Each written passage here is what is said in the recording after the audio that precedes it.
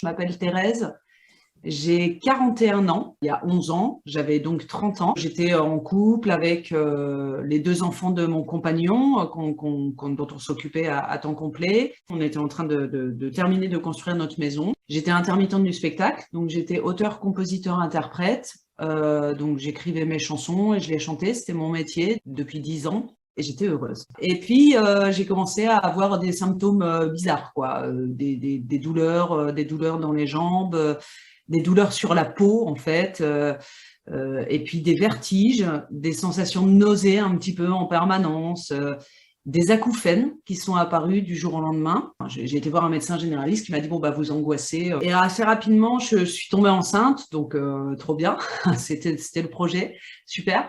Et j'ai fait une fausse couche à 3 mois de grossesse, donc ça, c'était difficile à gérer. Et du coup, j'ai commencé à aller voir un psychologue parce qu'en fait, mes symptômes s'arrangeaient pas du tout et s'amplifiaient. Et plus la fausse couche, ça allait pas trop. Voilà. J'ai donné mon dernier concert. Je commençais à plus me sentir bien sur scène. J'avais écrit une chanson en 2005, donc c'était quand même bien avant, quoi. On était 6 ans avant, qui était en fait prémonitoire. On peut toujours se dire que ça pourrait être pire. Je pourrais attendre un enfant et vivre seul mon accouchement, développer une maladie rare, passer l'hiver sur un trottoir, habiter à Maubeuge, travailler dans la Creuse, faire carrière chez McDo et peser 230 kilos. J'aurais pu accoucher seule sur un trottoir à Maubeuge devant McDo d'un enfant gravement malade de 230 kilos. Le pire serait qu'il n'arrive jamais rien pour avancer. Je tombe et rien ne me retient. Le pire serait bien qu'il n'arrive jamais rien pour avancer. Je tombe et rien ne me retient. On peut toujours se dire que ça pourrait être pire. Je pourrais être la fille de Mussolini ou la mère du petit Grégory, être enfermée dans une secte, aveugle, sourde et muette, vivre dans un monastère, décharger du pétrole en mer, être derrière les barreaux ou prostituée à Rio, m'appeler Oussama ou Adolphe, ou le dimanche jouer au golf. Le pire serait qu'il n'arrive jamais rien pour avancer. Je tombe et rien ne me retient. Le pire serait bien qu'il n'arrive jamais rien pour avancer. Je tombe et rien ne me retient. On peut toujours se dire, j'aurais pu mourir, faire la guerre en Afghanistan, travailler pour l'armement, être dépendante à l'héroïne ou à Johnny Hallyday, être alcoolique et anonyme ou bien me faire interner, rester avec toi et me dire ça pourrait être pire, ou regarder passer les jours en ignorant ce qu'est l'amour. Le pire serait qu'il n'arrive jamais rien pour avancer. Je tombe et rien ne me retient. Le pire serait bien qu'il n'arrive jamais rien pour avancer. Je tombe et rien ne me retient. Pour avancer, je tombe et rien ne me retient. Le pire serait qu'il n'arrive jamais rien pour avancer. Je tombe et rien ne me retient. Le pire serait qu'il n'arrive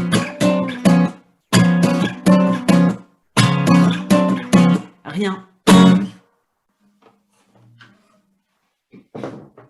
Donc là, on est en 2012 et je donne mon dernier concert. J'ai fait une fausse couche, je suis toujours avec mon compagnon dans notre maison et puis bah, ça va pas. Donc on me diagnostique un burn-out. Du coup, j'arrête de travailler. Je me mets au sport parce que je dis que c'est bon de faire du sport, à la méditation, à la sophrologie. Je retombe enceinte. Je fais une seconde fausse couche. Et donc, je reprends encore plus le sport. Là, je vais courir 3 quarts d'heure tous les matins. En fait, ça va vraiment pas. Ça continue, quoi. Des énormes douleurs aux jambes où je dois rester allongée pendant 3 semaines, des grosses nausées. Je commence à avoir beaucoup d'acné, en fait, sur tout le visage et tout ça. Donc, les médecins me disent que je suis vraiment très, très stressée. Et on finit par me diagnostiquer une dépression. Je suis pas du tout d'accord, moi, avec ce diagnostic. Je dis qu'il n'y a pas de raison, que je vois un psychologue, en fait, pour faire un peu mon deuil des fausses couches et tout ça. Et bon, j'ai donc arrêté les concerts, mais j'ai repris une formation en art-thérapie. Après, j'ai repris un job dans une école de responsable d'animation et à chaque fois, au bout de 2-3 mois, en fait, je tiens 3 mois, puis je suis vraiment obligée d'arrêter de travailler. Je peux pas du tout, hein. J'ai des vertiges, je suis à 2 doigts de tomber dans les vapes, enfin bon. Et je commence à avoir des angoisses vraiment fortes. Alors, ça commence par, je peux pas aller faire mes courses dans un magasin. Et puis ça s'amplifie jusqu'à je ne peux pas sortir de chez moi, j'ai les rideaux tirés. Et, j'ai une médecin qui me dit que si je refuse de prendre des médicaments, des antidépresseurs et anxiolytiques, elle me fait interner. Donc je commence un traitement antidépresseur qui va durer 6 mois, sauf qu'on veut toujours faire un bébé. Donc au bout de 6 mois, je l'arrête et je retombe enceinte. Là, je vais faire une grossesse extra-utérine. Donc, les réponses des médecins sur les fausses couches, les grossesses extra-utérines, c'est dans un premier temps que c'est un cas sur 3 pour les femmes. Donc, voilà. Et puis que bon, voilà. Donc, c'est assez fréquent. La grossesse extra-utérine, on me dit que c'est pas de chance ou que c'est parce que je fume, parce qu'à l'époque, je fumais. Tous les symptômes, finalement, qui s'associent à ça, on me dit que c'est lié justement à ces fausses couches qui me font déprimer. Donc là, la maladie a commencé. Les premiers symptômes dont je vous parlais tout à l'heure, ça fait 4 ans. Voilà, j'ai refait une fausse couche aussi, pardon. Il y a eu quatre événements. Et puis j'arrive à des périodes où je peux plus du tout bouger de mon lit, quoi. C'est-à-dire que si je me lève pour aller aux toilettes ou prendre une douche, je tombe dans les vapes directes. Je peux plus vivre toute seule, en fait. Et mon compagnon travaille. Donc je me retrouve un peu chez des amis, une amie qui travaille de chez elle, qui peut un peu s'occuper de moi. Et puis j'appelle mon père et qui habite à 500 km de chez moi en région parisienne et je lui dis faut que tu viennes me chercher. Il me dit tu peux prendre le train. C'était impossible, hein, je pouvais pas sortir de chez moi, j'avais beaucoup trop peur. Donc il est venu me chercher, il m'a rapatriée chez mes parents qui étaient à la retraite et qui habitaient en région parisienne. Là, assez rapidement, s'en est suivi une séparation. Moi, je travaillais plus depuis presque 3 ans.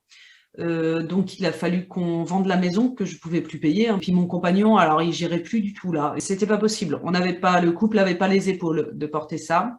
Il y a eu une séparation avec mes 2 beaux-fils et puis lui, et je les ai jamais revus. Du jour où je suis revenue 1 mois après chercher mes affaires avec mes parents et j'ai plus jamais revu personne. Donc ça a été extrêmement douloureux. Donc là, les nouveaux médecins qui me suivent en région parisienne me disent ça c'est une très très bonne raison d'être en dépression. Mon état s'empire vraiment, il y a des crises de panique extrêmement violentes. Je suis incapable de rester toute seule chez mes parents. Donc ils sont là 24 heures sur 24, je peux plus aller acheter mes cigarettes. J'avais faim tout le temps, mais je faisais des régimes tout le temps.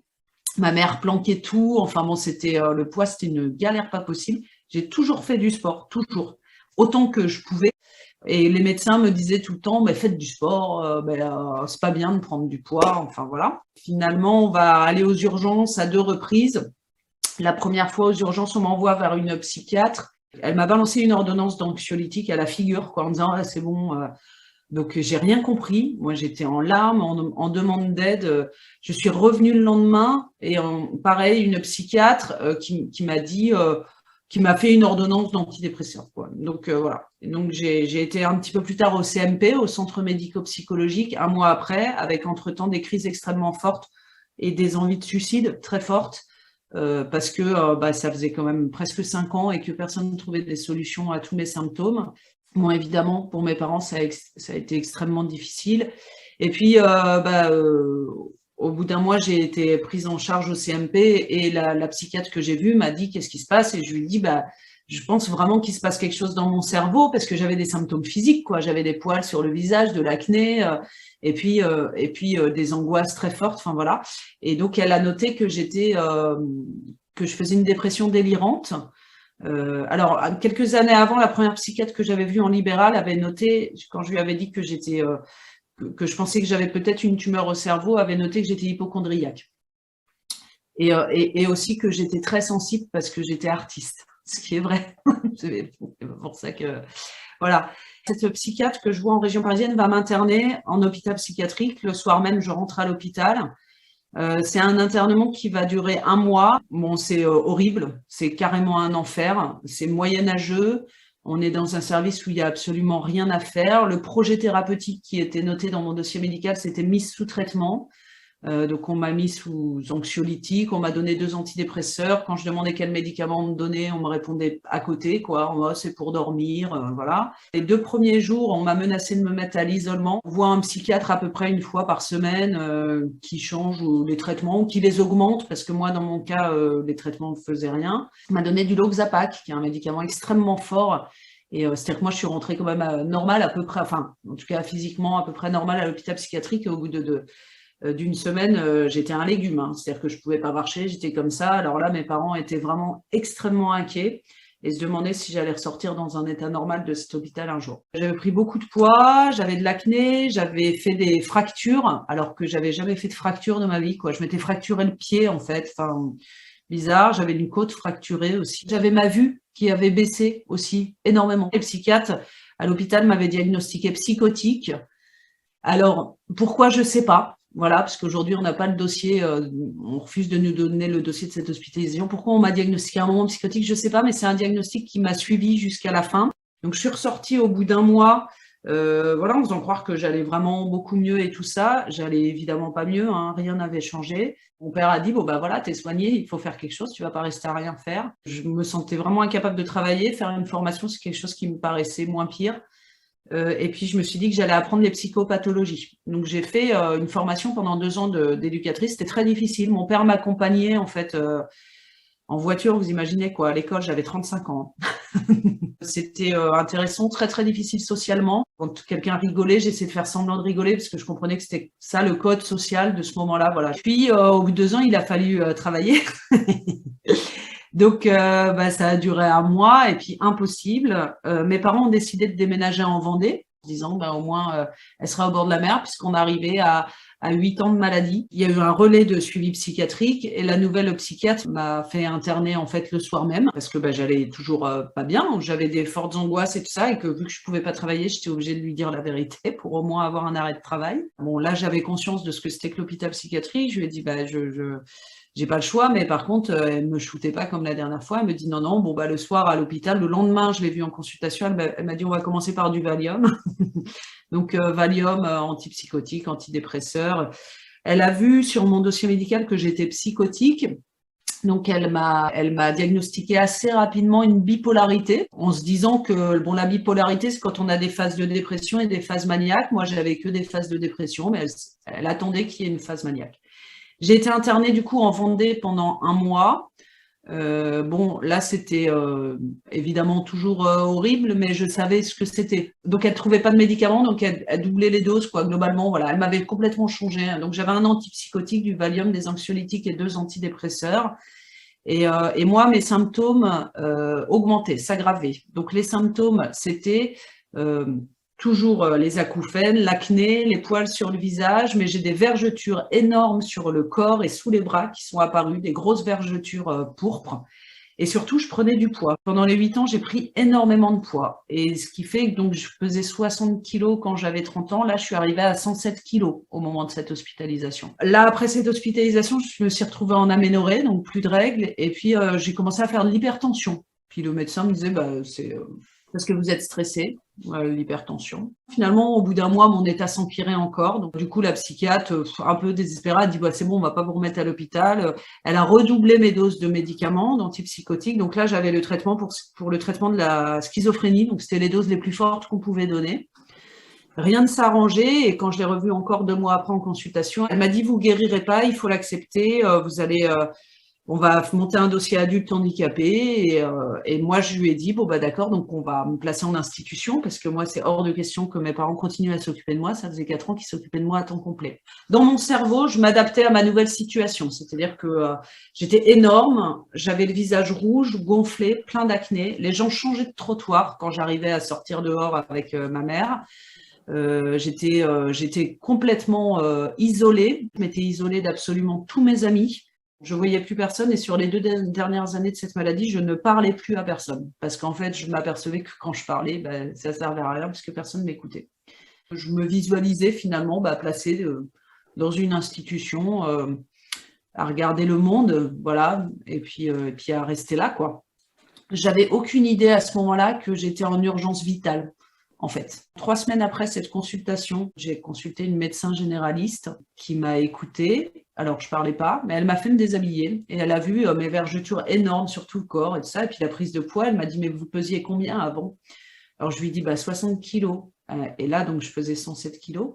Et elle m'a dit, mais c'est pas normal. Je dis, je sais, mais moi, on m'a dit que fallait que je fasse du sport, mais j'en fais. Enfin, voilà. Et puis là, elle a commencé à m'écouter. Donc, en fait, elle m'a dit, mais c'est quoi vos symptômes? Donc, je lui ai dit, je suis en aménorrhée, j'ai de l'hypertension. Bon, elle voyait bien l'acné, le visage rouge gonflé. Elle me dit, mais vous êtes toute rouge, on est en plein hiver, c'était au mois de décembre. Et elle me dit, mais c'est pas normal. Et voilà, elle avait vu dans mon dossier qu'il y avait dépression, tout ça. Et du coup, elle me dit, mais attendez, vous avez une maladie rare, c'est la maladie de Cushing. Je suis quasiment sûre que vous avez ça, quoi. Je dis, mais donc, je suis pas folle. Et alors, elle me dit, mais non, pas du tout, vous n'êtes pas folle. Alors moi, c'est la première fois qu'on me disait ça, depuis 8 ans. Je lui dis, c'est grave, et elle me dit, ça se soigne, on peut le soigner. J'ai alors, incroyable, incroyable. Donc là, il y a eu une prise en charge, du coup, très rapidement au CHU de Nantes, et je me suis retrouvée sous oxygène, puisqu'en fait, je respirais plus, je ne me rendais même pas compte. La maladie avait atteint mon système immunitaire. J'avais une pneumocystose et un coronavirus. Moi, j'avais pris un petit peu d'avance sur la Covid, vous voyez. Je vais vous chanter une chanson avant de continuer, et qui est une chanson que j'ai écrite au moment où j'ai fait ce choix qui a été vraiment le plus important de ma vie, le choix de rester en vie. Promets-moi, tu me sortiras de là, de la chambre noire, du purgatoire. Promets-moi, promets-moi, promets-moi, personne ne s'acharnera à écrire mon histoire sans mémoire. Plus jamais ça.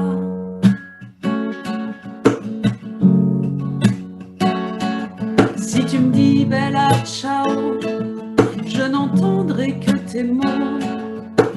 Face à ton sourire, je suis prête à partir. Et qu'aucun Dieu ne m'emporte, je ne veux plus vivre morte. Je ne faisais que passer, laissez-moi m'en aller. Je devrais te dire merci, et pourtant je t'en veux. Qui t'a dit que rester en vie, ça veut dire être heureux? Qu'est-ce que je fais de ton baptême, de tout ce que tu me rends? Je ne sais même plus dire je t'aime, plus parmi les vivants. Si tu me dis bella ciao, je n'entendrai que tes mots. Face à ton sourire, je suis prête à partir. Et qu'aucun Dieu ne m'emporte, je ne veux plus vivre morte. Je ne faisais que passer, laissez-moi m'en aller.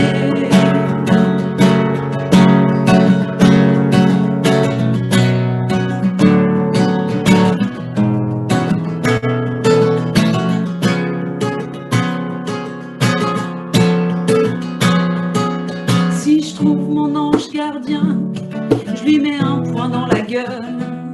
Mais je sais qu'il n'y a rien, je suis vivante mais seule. Qui voudra les caresser, les blessures de ma guerre? Mon corps déchiré ne se laissera pas faire. Si tu me dis bella ciao, je n'entendrai que tes mots. Face à ton sourire, je suis prête à partir. Et qu'aucun Dieu ne m'emporte, je ne veux plus vivre morte.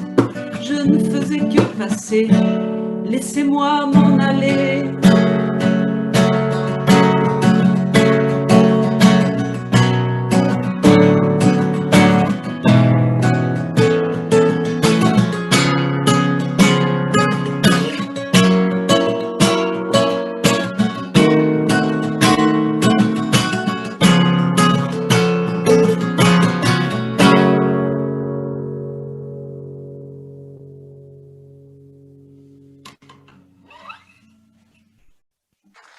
Diagnostic de la maladie de Cushing. La maladie de Cushing est une maladie rare qui touche 1 cas sur 1 million de personnes par an en France. Ça se caractérise par un taux de cortisol trop élevé. Le cortisol, c'est l'hormone qui gère le stress. Donc, c'est l'hypophyse qui commande nos glandes surrénales et qui dit envoyer du cortisol quand on se sent en danger. La plupart du temps, dans 75% des cas, une tumeur, donc un adénome, qui est situé dans l'hypophyse au milieu du cerveau. Donc, c'est là.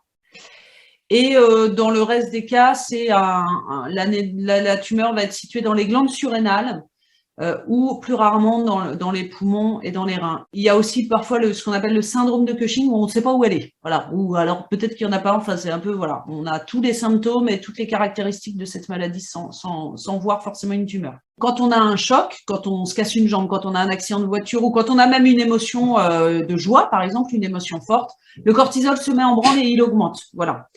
Le cortisol, c'est comme la cortisone qu'on prend en médicament, ça a aussi un effet anti-inflammatoire et antidouleur, voilà. Donc c'est vrai que moi à la fin j'avais pris 50 kilos mais j'avais mal nulle part. Le taux de cortisol dans la maladie de Cushing est généralement multiplié par 3. En tout cas, c'est à partir de 3 qu'on peut diagnostiquer une maladie de Cushing. J'ai été diagnostiquée avec un taux multiplié par 12. Donc ça expliquait que j'étais très très stressée. Le cortisol, c'est une hormone qui fait prendre beaucoup de poids. Hein. Quand on prend de la cortisone en une semaine, on gonfle. Donc vous imaginez en 8 ans. Donc j'ai été prise en charge au CHU de Nantes en urgence sous oxygène. J'étais donc dans un état grave. Il a fallu, en même temps, en fait, on me faisait passer une IRM pour trouver. Donc moi, la tumeur était bien située dans l'hypophyse, ce qui a rassuré tout le monde. Hein. C'est-à-dire qu'on te dit, c'est super, on a trouvé la tumeur, elle est dans l'hypophyse. Et puis toi, tu es là, ouais, c'est trop bien, j'ai une tumeur au cerveau, c'est génial.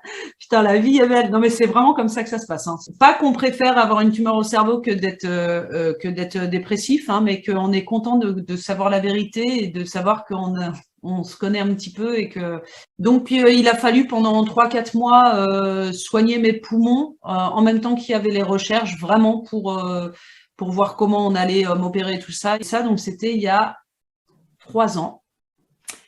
Et j'ai pu être opérée 4 mois après. Il a fallu attendre 1 mois après l'opération pour savoir si ça avait fonctionné. Donc 1 mois après mon opération, j'ai su que j'étais en rémission puisqu'on ne guérit pas de la maladie. Et donc, à partir de là, le taux de cortisol qui était multiplié par 12 passe à 0. Voilà. L'hypophyse, c'est ce qui gère toutes les glandes du corps. Donc, en fait, tout est déréglé, quoi, hein, physiquement, psychiquement et tout ça. C'est une maladie qui a en moyenne 5 ans d'erreur de diagnostic. Moi, j'étais à 8 ans, il y a des personnes qui vivent 20 ans d'erreur de diagnostic. C'est-à-dire qu'il ne faut pas penser que je suis un cas isolé. Il faut à peu près 5 ans pour se remettre de cette opération. J'ai été sevrée de tous les traitements psychiatriques en 1 mois après l'opération. Voilà, il y a des personnes qui sont malades moins longtemps, mais on passe vraiment 5 ans après l'opération très très difficile. J'ai gardé des séquelles de cette opération, qui est le syndrome polyuropolydipsique, le diabète insipide. Il y a un symptôme très fréquent d'ailleurs de cette maladie qui est le diabète. C'est-à-dire si vous voyez un jour quelqu'un qui est diabétique et dépressif en même temps et qui a pris beaucoup de poids, on peut être complètement dans cette maladie. J'ai quitté chez mes parents, j'étais au RSA, dans une situation quand même très très précaire, donc j'allais au secours catholique pour me nourrir. J'avais plus de métier, plus rien, j'avais pas touché une guitare depuis presque 8 ans.